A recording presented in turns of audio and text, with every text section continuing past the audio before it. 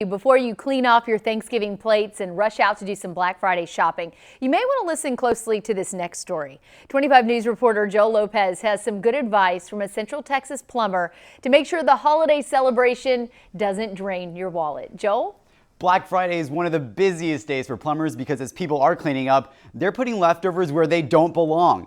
And we want to warn you, this story might be a little hard for some of you to stomach.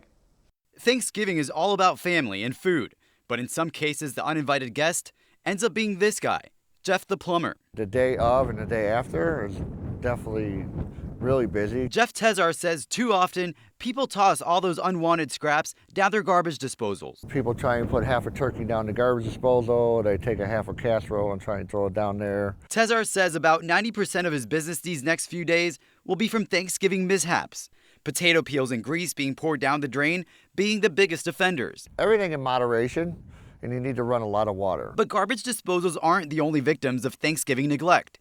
Tezar says with extra family in town, I found toys in toilets, we found rings, and after all that, I've been doing plumbing for almost 30 years. I don't think anything surprises me anymore. He also says not to flush wet wipes. They can overwhelm old plumbing, and if you combine that with waste, your plumbing is likely to back up. If you can imagine your worst smell in the world, it's probably that, because when you have that kind of stuff coming up in your bathtub or your shower, it's not a pretty sight. Tezar says the best tip is to just throw things away in the garbage and save yourself from possibly dishing out hundreds of dollars on plumbing. Joel Lopez, 25 News.